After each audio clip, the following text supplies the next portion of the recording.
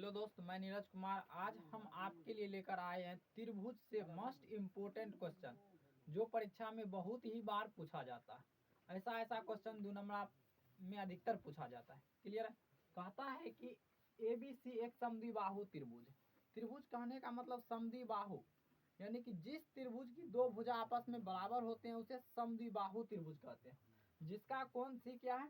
समकोण है। तो सिद्ध करना यह है कि AB के होल स्क्वायर बराबर क्या होता है? 2AC के होल स्क्वायर होता है। सबसे पहले देखिए वो समद्विबाहु त्रिभुज का निर्माण करते हैं। यह मेरा समद्विबाहु त्रिभुज हो गया, समद्विबाहु त्रिभुज हो गया। यह A C, यह क्या है B। कह रहा है कि कोण C जो है यह क्या है? समकोण है। कहने का मतलब 90 डिग्री है। हम जानते हैं 90 डिग्री के सामने वाला भुजा को क्या कहते हैं? कर्ण कहते हैं। क्या कहते हैं? कर्ण कहते हैं। और यह जो है इसको हम आधार बोलते हैं। क्या बोलते हैं? आधार बोलते हैं। यह क्या होता है? मेरा लंब होता है। यह क्या होता है? लंब होता है। कहता है कि सिद्ध यह करना है कि यह जो भुजा AC बराबर या CB आपस में बराबर है, यानी कि जब समद्विबाहु है तो इसका दो भुजा आपस में क्या होना चाहिए? बराबर होना चाहिए। इसमें दिया त्रिभुज कैसा है? तो समद्विबाहु त्रिभुज है। समद्विबाहु त्रिभुज है। तो जो समद्विबाहु त्रिभुज है तो AC बराबर क्या हो जाएगा? CB हो जाएगा। यानी कि कर्ण जो होता है, यानी कि दो भुजाओं के वर्ग के योगफल के बराबर जो होता है वह कर्ण होता है। AC बराबर क्या हो गया? CB हो गया। जहां पर जरूरत पड़ेगा दोनों को हम क्या करेंगे? दोनों मान को अदल बदल कर सकते। इसको मान लीजिए इक्वेशन है। क्लियर है? इसमें दिया क्या है? दिया है कि त्रिभुज ABC क्या है? समद्विबाहु। दिया है ABC त्रिभुज ABC एक समद्विबाहु त्रिभुज है। समद्विबाहु त्रिभुज है। इसका कोण क्या है? कोण C इक्वल टू कितना डिग्री है? 90 डिग्री। सिद्ध क्या करना है? सिद्ध करना है AB के होल स्क्वायर बराबर क्या करना है? 2AC के होल स्क्वायर। तो हम पाइथागोरस प्रमेय से चलते हैं। पाइथागोरस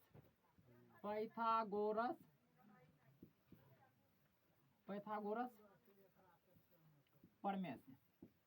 पाइथागोरस प्रमेय क्या कहता है? यानी कि कहता है कि AB के होल स्क्वायर बराबर AC के होल स्क्वायर जोड़ CB के होल स्क्वायर। पाइथागोरस प्रमेय एगो यानी कि कर्ण का होल स्क्वायर बराबर क्या होता है? लंब का होल स्क्वायर जोड़ आधार का होल स्क्वायर, यानी कि कर्ण के स्क्वायर बराबर इतना होता है। तो जस्ट इसको क्या किया हम डीजे मतलब शब्द में लिख दिया, अंक में लिख दिए। AB के होल स्क्वायर बराबर क्या होता है? AC के होल स्क्वायर जोड़ CB के होल स्क्वायर। अब देखिए हम जानते हैं कि AC जो है AC है, AC किसके बराबर है? CB के बराबर है। या CB किसके बराबर है? या AC के बराबर। यानी कि CB बराबर हम क्या लिख सकते हैं? AC लिख सकते हैं। यह हो गया AB के होल स्क्वायर बराबर AC के होल स्क्वायर जोड़ AC के होल स्क्वायर। कैसे है? यहाँ पर लिख दीजिएगा कि CB बराबर AC, इस तरह से इंडिकेट कर देना। तो यहाँ पर क्या हो गया? AB के होल स्क्वायर बराबर क्या हो गया? 2AC के होल स्क्वायर। यही हमको प्रूव करना था। बहुत ही आसान है और परीक्षा में पूछा जाता है। ठीक, चलते हैं 2 नंबर क्वेश्चन पर। क्वेश्चन में क्या कह रहा है कि त्रिभुज ABC में, सबसे पहले त्रिभुज दिया है तो त्रिभुज ABC का क्या करेंगे? हम निर्माण करेंगे।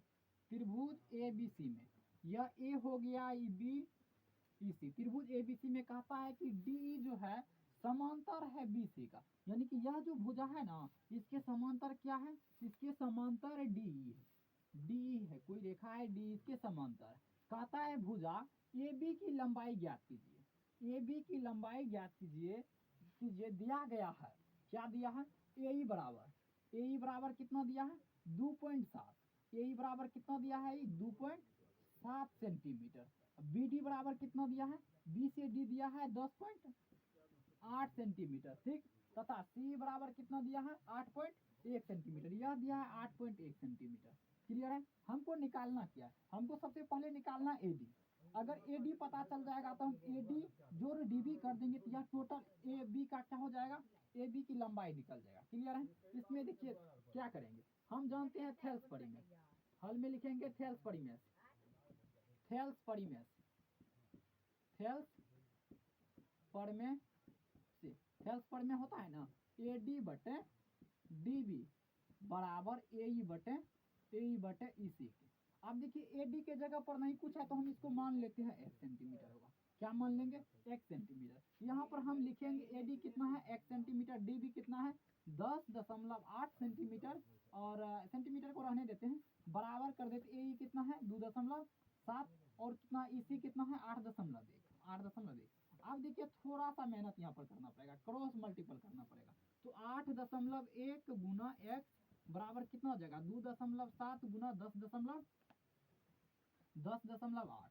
क्लियर है? एक्स का वैल्यू पहले निकालते हैं, तो एक्स को क्या करेंगे लिखेंगे यहाँ पर 2.7 गुना 10.8 बटे क्या कर देंगे 8.1 कर देंगे। इसको उड़ाते हैं, देखिए इसको हम काट देंगे 3 से, कितना बार 9 से काटते हैं, 9 तिया 27, इसको काटेंगे 9 से कितना बार में कटेगा 9 9 81। फिर इसको काट दीजिए 3 से, 3 तिया ही 9, इसको काट दीजिए 3 तिया ही 9, 6 के 18, यानी कि एक्स का जो वैल्यू है वो कितना आ गया 3.6 आ गया। हमको पता चल गया है कि जो ये एक्स है, एक्स को क्या माने थे हम डी ए को एक्स माने थे, ये वैल्यू हमको पता चल गया, कितना पता चल गया 3.6 पता चल गया, ये वैल्यू पता है 3.6। अतः निकालना क्या है, अतः ए बी की लंबाई, ए बी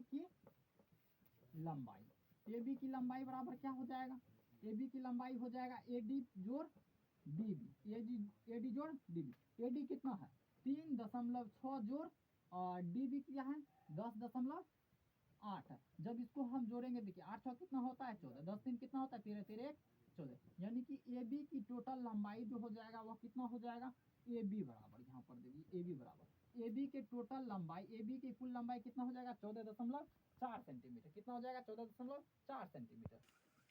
चलिए 3 नंबर क्वेश्चन पर चलते हैं।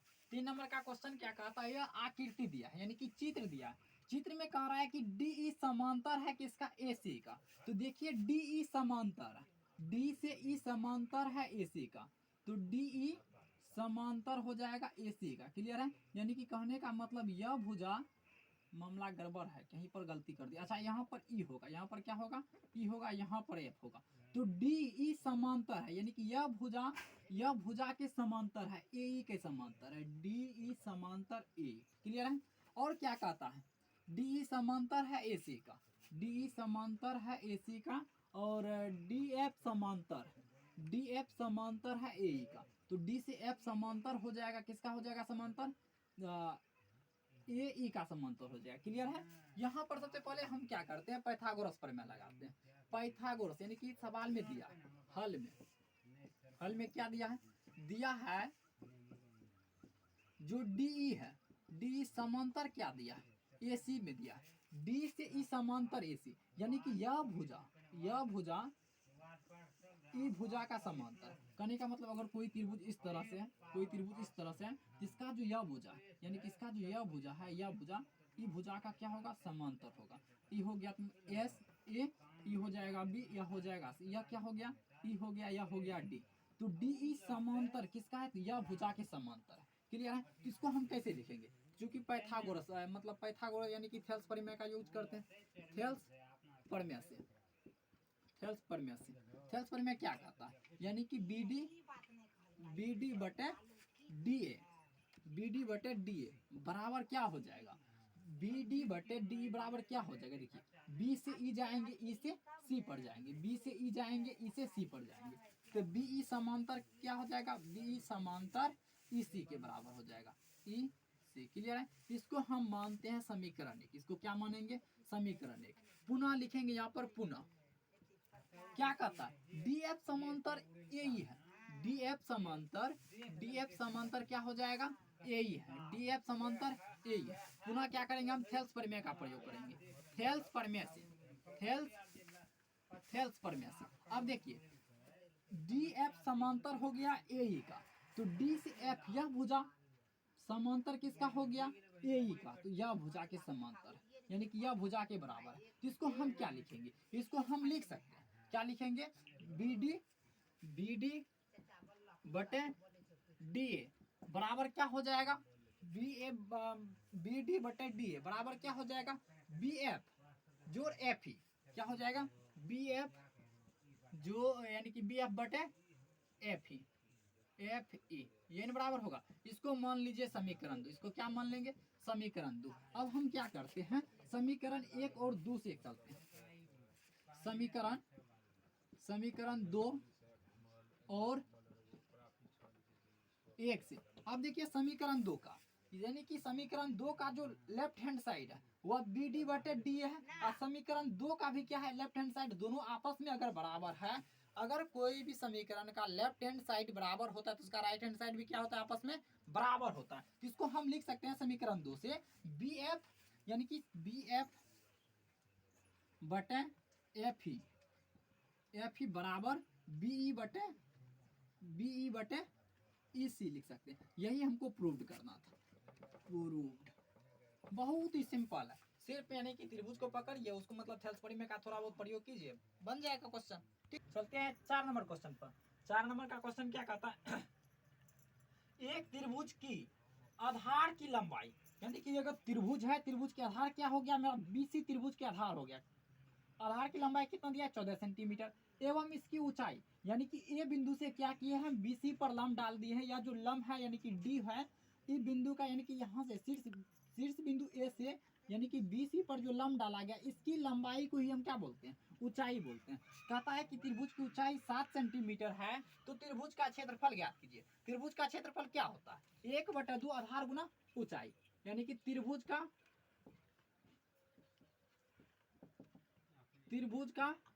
क्षेत्रफल क्या होता है, 1/2 गुना आधार गुना ऊंचाई। क्लियर है। त्रिभुज का क्षेत्रफल क्या हो जाएगा, त्रिभुज का क्षेत्रफल 1/2, आधार कितना, आधार 14 सेंटीमीटर, 14 दे दिए, ऊंचाई कितना, ऊंचाई 7 सेंटीमीटर, 7 गुना क्या होता है 14, 7 गुना 7 करेंगे क्या निकल के आएगा, 49 सेंटीमीटर, यह क्या हो जाएगा, त्रिभुज का क्षेत्रफल हो जाएगा। क्लियर। चलिए 5 नंबर क्वेश्चन को देखते हैं। 5 नंबर का क्वेश्चन क्या कहता है, कहता है कि चित्र में, यानी कि यह आकृति दिया है, आकृति में क्या करना है, आकृति में क्या करना, पी एस बटे एस क्यू, पी एस बटे, यहाँ पर आकृति दिया है पी एस बटे एस क्यू बराबर है पी टी बटे टी आर के, और कह रहा है कि कोण पी एस टी, यानी कि यह कोण इस कोण के क्या है, बराबर है, यह कोण इस कोण के बराबर है। तो सिद्ध करना है कि त्रिभुज जो है पी क्यू आर एक समद्विबाहु त्रिभुज है कि नहीं है।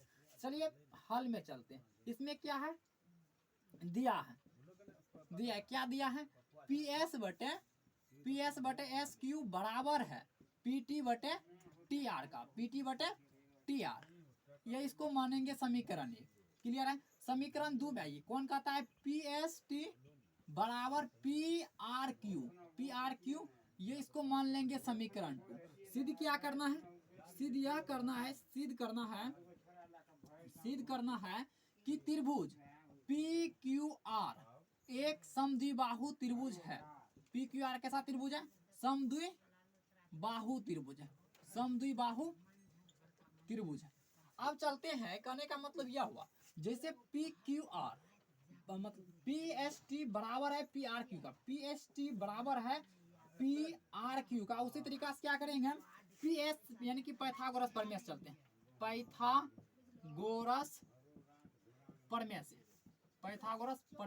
पाइथागोरस प्रमेय क्या कहता है, यानी कि एस टी समांतर है क्या, एस टी समांतर है क्यू आर का, यानी कि एस टी समांतर है क्यू आर का, एस टी समांतर हो गया क्यू आर का। तो हम ऐसा लिख सकते हैं कि पी एस टी बराबर पी क्यू आर लिख सकते हैं कि नहीं लिख सकते, हाँ लिख सकते हैं। कौन पी एस टी बराबर कौन पी क्यू आर, यानी कि बराबर है तो इसको लिख सकते हैं, इसको समीकरण हम 3 मान लेते हैं। अब क्या करेंगे, हम समीकरण 2 और 3 से चलेंगे, समीकरण 2 और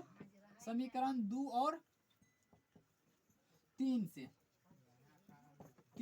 समीकरण 2 में देखिए, समीकरण का दूसरा यानी कि लेफ्ट हैंड साइड क्या है, पी एस टी है, और समीकरण 3 का भी क्या है, left hand side P S T, यानी कि जब यह दोनों आपस में बराबर है तो यह दोनों भी आपस में क्या होगा, बराबर होगा। कहने का मतलब पी कौन पी आर क्यू बराबर हो गया पी क्यू आर का, इसको हम लिख सकते हैं पी आर बराबर हो गया पी क्यू का, यानी कि किसी भी त्रिभुज का 2 भुज आपस में बराबर होता है, यानी कि पी क्यू बराबर हो गया पी आर का, तो यानी कि 2 भुजा जब आपस में बराबर होगा तो त्रिभुज कैसा होगा, समद्विबाहु त्रिभुज होगा। कैसा त्रिभुज हो जाएगा, समद्विबाहु त्रिभुज।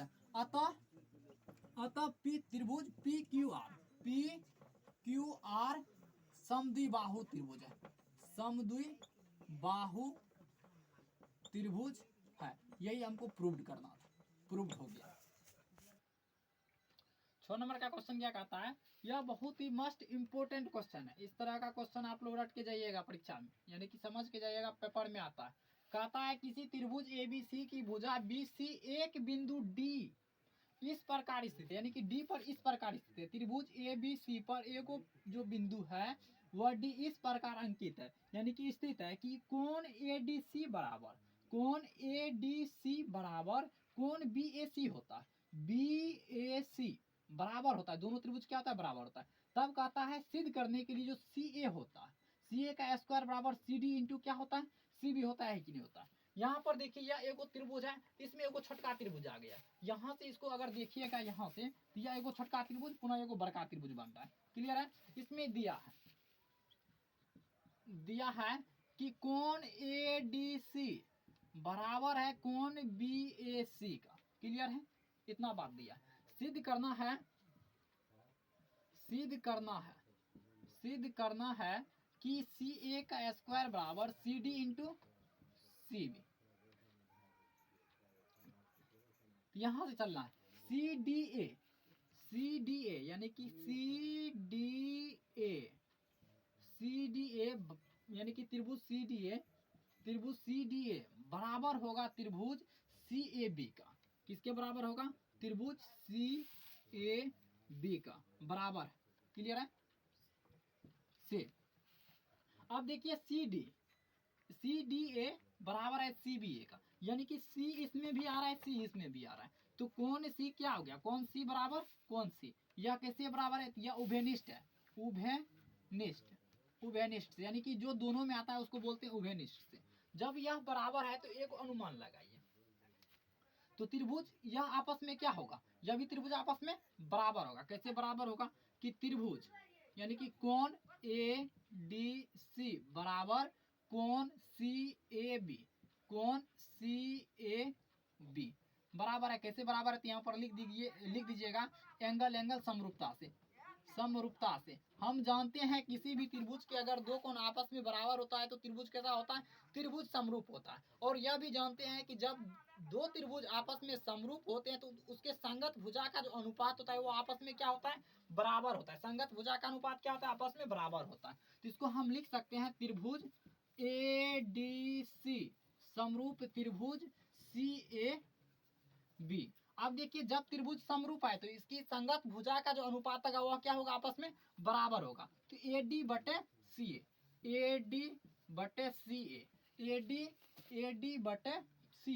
क्लियर है, बराबर डी सी बटे ए बी डी से सी बटे ए बी। क्लियर है, ए बी यह भुजा आपस में बराबर है। उसके बाद क्या हो रहा है, सी ए इंटू सी यानी कि सी ए बटे बी सी।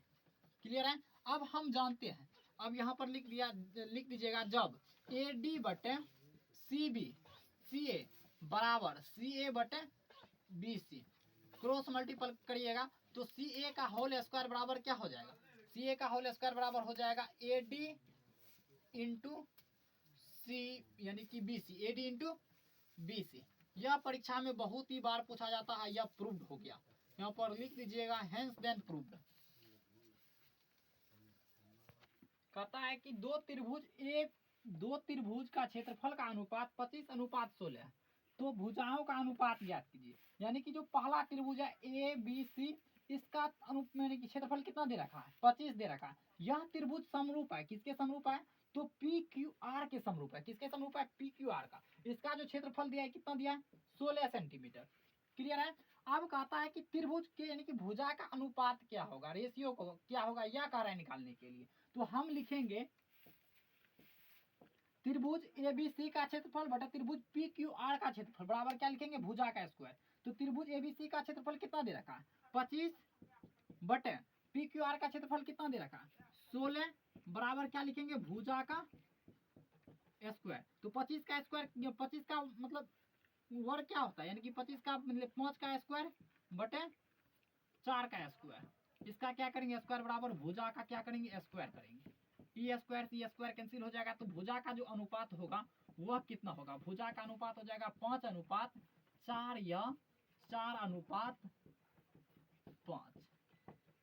आंसर